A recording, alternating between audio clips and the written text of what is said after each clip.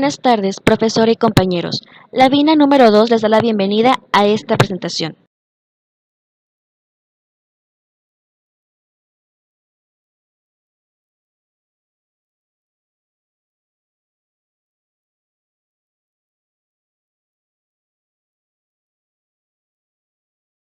Sin más preámbulo, continuaremos con nuestro viaje sobre las proteínas,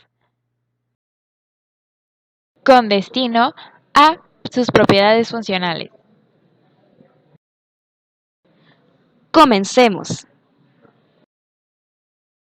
Es cualquier propiedad físico-química de los biopolímeros que afecte y modifica las características de los alimentos, contribuyendo a su calidad final. Son propiedades físicas y químicas que derivan del comportamiento de las proteínas en sistemas alimenticios o que son modificados durante el procesado, almacenamiento, preparación y o consumo. Dentro de las propiedades, las proteínas presentan interacciones entre proteína-proteína, proteína polisacárido disolvente, entre otras. Dentro de la interacción de proteína-proteína encontramos la gelificación. Un ejemplo de la gelificación sería el yogur griego, ya que gracias a la adición de las proteínas caseína y suero de leche forman una estructura de gel que se encuentran típicamente en los yogures. Si se aumenta el contenido de la proteína, tal como sucede en este caso, por medio de la adición de leche y concentrados de proteína de suero, o por ultrafiltración, se forma una red de gel de proteínas de más densa, apretada y reticulada. La interacción de polisacárido y proteína es importante, ya que la mayoría de las propiedades y características físicas de los alimentos dependen de estas. Algunos de los carbohidratos utilizados como aditivos tienen grupos funcionales muy reactivos, como el carboxilo y el sulfato, que pueden fácilmente interaccionar con los diferentes grupos activos de las proteínas. Debido a que la proteína y los polisacáridos tienen características coloides que pueden formar agregados con estructuras tridimensionales muy firmes, cuya estabilidad es la función de la fuerza iónica, pH y además de la relación de la proteína polisacárido. Las proteínas con otras interacciones tienen la capacidad de interactuar de diversas maneras, como con los lípidos, mediante enlaces no covalentes principalmente hidrófobos, aun cuando existen uniones salinas por iones divalentes como el calcio.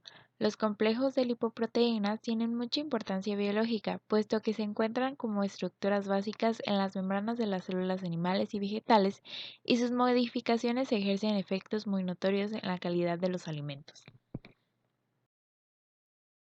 El agua es el disolvente biológico por excelencia. En disolución acuosa, los residuos hidrofóbicos de las proteínas se acumulan en el interior de la estructura, mientras que en la superficie aparecen diversos grupos con carga eléctrica en función del pH del medio. Los aminoácidos polares sin carga también se disponen en la superficie, donde interaccionan con el agua mediante puentes de hidrógeno. En torno a los grupos cargados, los dipolos del agua se orientan conforme a la carga eléctrica de cada grupo, de tal manera que la proteína presenta una capa de solvatación formada por el agua de hidratación, que es el agua retenida por las cargas eléctricas de la superficie de las proteínas. Las proteínas son solubles en agua cuando adoptan una conformación globular. La solubilidad es debida a los radicales libres como puentes de hidrógeno con las moléculas de agua. Cuando una proteína se solubiliza, queda recubierta de una capa de moléculas de agua, que es la capa de solvatación, que impide que se pueda unir a otras proteínas, lo cual provocaría su precipitación de los tejidos de los seres vivos.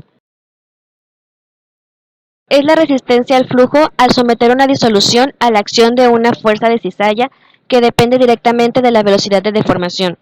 Las soluciones, dispersiones, emulsiones, pastas o geles de la mayoría de las macromoléculas hidrófilas, incluidas las proteínas, tienen un comportamiento pseudoplástico. La consistencia son propiedades importantes en los sistemas proteicos de los alimentos, tales como bebidas, salsas y cremas.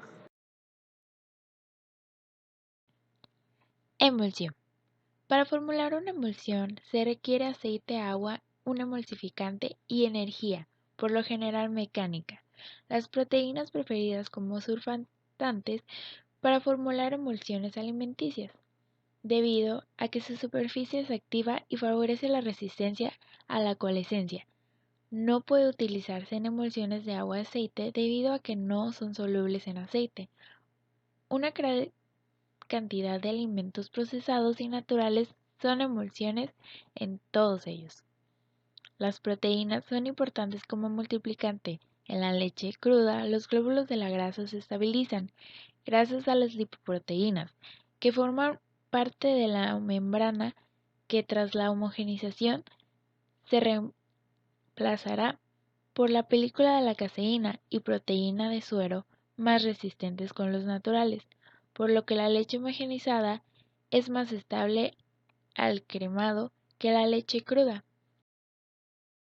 El índice de actividad emulsificante es cuando las propiedades físicas y sensoriales de una emulsión estabilizada con proteínas depende del tamaño de las gotas formadas y el total del área interfacial formada. La proteína absorbida es la emulsión, se centrifuga, la fase acuosa se separa y la fase de la crema se lava varias veces y se centrifuga para quitar cualquier proteína que haya absorbido débilmente. La capacidad emulsificante es el volumen en mililitros del aceite que puede ser emulsificado por gramo de proteína en un tubo de ensayo en el que se añade aceite paulatinamente y se reporta el volumen adicionado antes de que ocurra la inversión de la fase. La estabilidad de la emulsión es cuando las emulsiones estabilizadas por proteínas a menudo son estables por días y no se observa separación de la crema o de alguna fase, incluso si se encuentran almacenadas en condiciones ambientales. Para evaluar la capacidad estabilizadora, se somete a la emulsión a diferentes condiciones drásticas, como altas temperaturas o una fuerza centrífuga. Si se utiliza la centrifugación, la estabilidad se expresa como la disminución del área interfacial de la emulsión o como el porcentaje de crema separada o bien por la cantidad de aceite coalescido. La gelificación es una fase intermedia entre un sólido y un líquido. Se define como un sistema sustancial diluido en el cual no muestra flujo en un estado estacionario. Se logra entrecruzar el primero mediante uniones covalentes o no covalentes para formar una red capaz de atrapar agua y sustancias bajo peso molecular.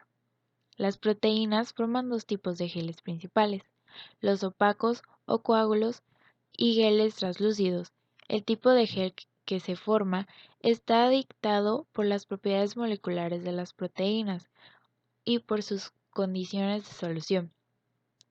La gelificación se refiere a la transformación de una proteína en un estado sólido a un estado de gel, que se facilita por calor o cationes divalentes bajo condiciones apropiadas y que inducen la formación de estructura de red, cuyos mecanismos de formación pueden diferir considerablemente. Gelificación por calor fue propuesta por Ferri en 1948, cuando propuso dicha teoría. Propuso una posible interpretación en los resultados obtenidos en la gelificación de albúmina de huevo, basándose en la consideración de un proceso de dos etapas, proteína nativa y proteína desnaturalizada. Asociación en red en este mecanismo es todavía más aceptado teóricamente para la clasificación inducida por calor. El paso inicial involucra un desplegamiento o disociación de las moléculas de proteínas, seguido de un segundo paso de agregación en el cual las reacciones de sucesión-agregación dan como resultado la formación de un gel de bajas condiciones apropiadas.